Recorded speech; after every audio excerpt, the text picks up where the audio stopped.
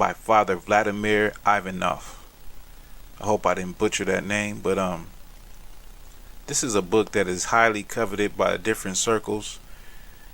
Because it has the black icons, it has the history of black people in places like Russia and Italy, in places all over Europe. This book can range from $1,300 to $3,000, so it's not an easy book to get. I actually borrowed this book from a friend,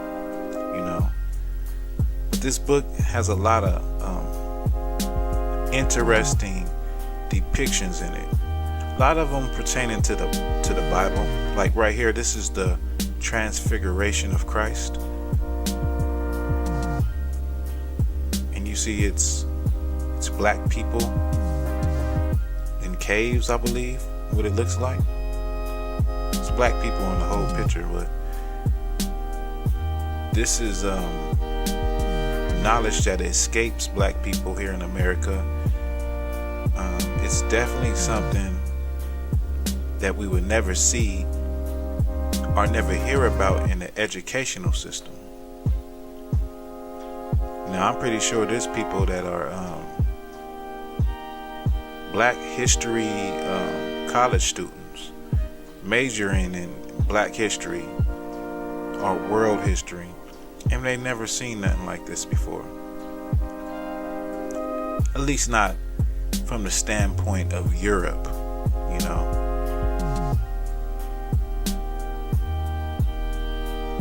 This is the crucifixion of Christ, and in it we see angels, black angels. The people surrounding him are black.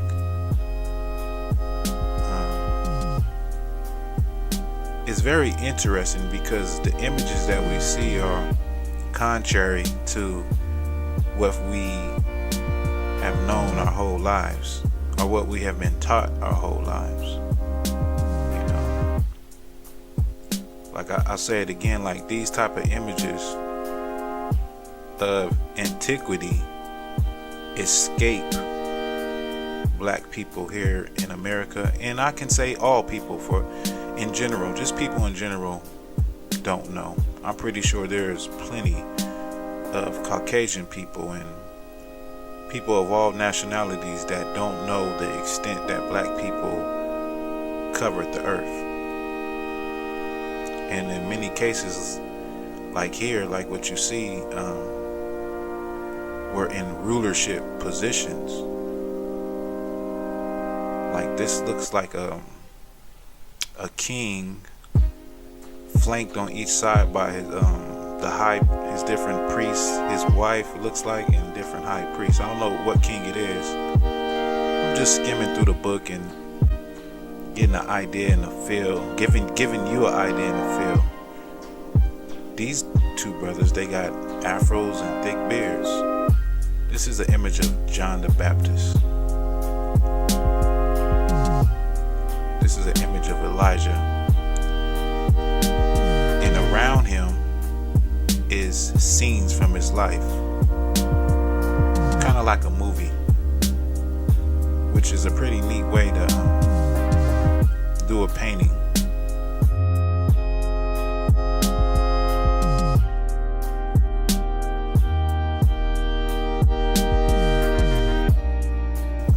This is another saint. I don't know who it is. There you have another saint. As the book, as you get closer to the end, the icons start to lighten up. This is John the Baptist's head on a platter, which is definitely it's a biblical story.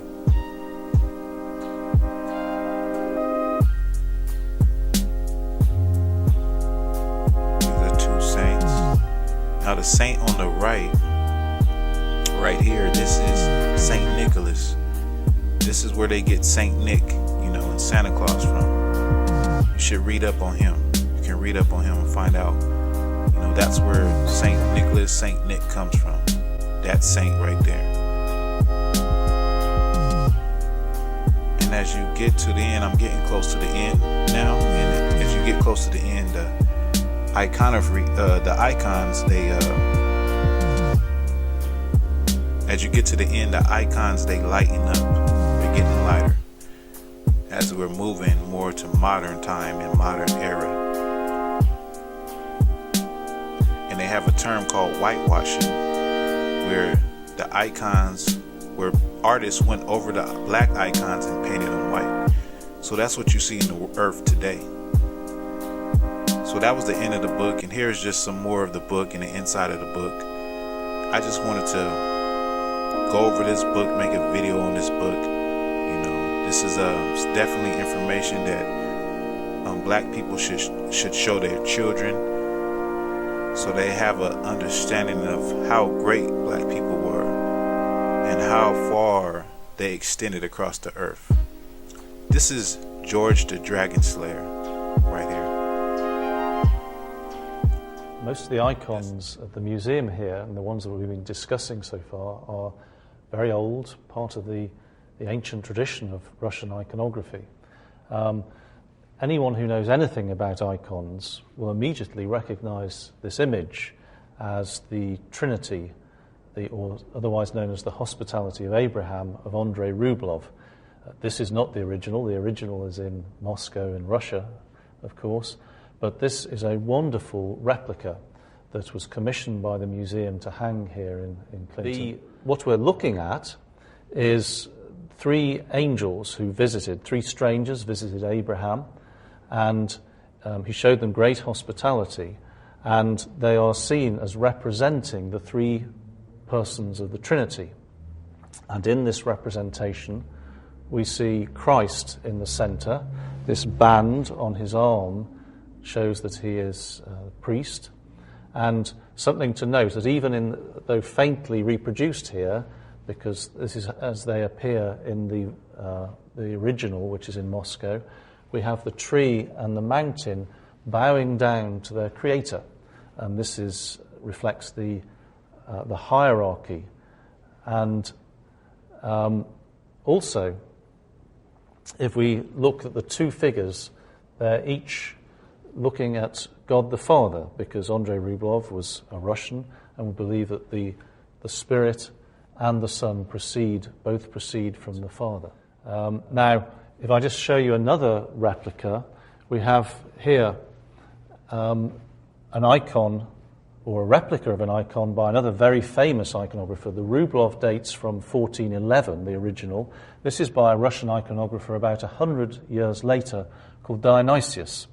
And the thing to notice about this, and once again the original is in Moscow, is the stylization is very distinctive, and it's based upon line with very little modelling, and it's almost as if he's just coloured in an outline, and that's very distinctive of the style of Dionysius. This is Christ in Majesty, one of the traditional images in the iconographic tradition. This particular one was painted in the 16th century, and first of all, just look at the size of it. This will have been in a very large church, high up, and people will have seen this from a distance. And it must have been very striking in its original position. We have the four faces of the cherubim, which are described in the vision of Ezekiel. And we have an eagle, an angel, a bull or an ox, here's the bull and the ox, and here's a lion. And as we know, these have come to represent the four evangelists, and the reason historically that the church chose to have four gospels was that each one corresponded to the four evangelists carrying the word of God out to the four corners of the world. And of course that is our hope, to be in heaven with Christ and participating in the beatific vision. And so when we see Christ, we will know him, and everything is revealed, everything is sharply defined. Within the halo itself, what we see are the letters that are equivalent to, in whatever language is used, of I am who I am. In Greek it might be the letters, which I think this is, of he who is, which of course is the same as Yahweh. Always in the icon of Christ, the halo has the cross within it. So if you're ever uncertain as to who the figure is, you shouldn't be really, but if ever you are, and you see that cross in the halo, then you know that you're looking at the figure of Christ.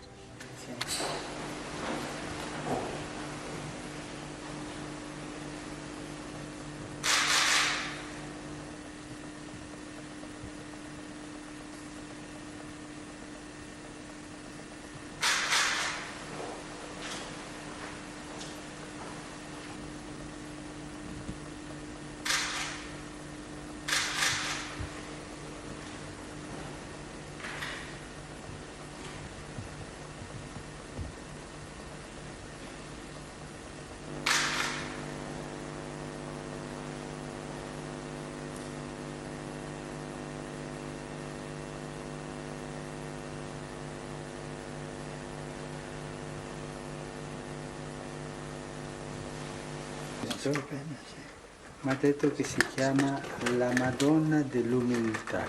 Dell'umiltà, E mi permetta di dire una cosa, ho pensato a lei, tanto umile durante il suo pontificato. Grazie, che dono. Ci ha dato tanto Il esempio di significato umiltà, profondo. davvero, Grazie, di tenerezza. Non dimentichiamola. Grazie. Ho pensato a lei. E commuove, grazie. Tanto. Io non conoscevo questa, la vocazione della Madonna. Anche io.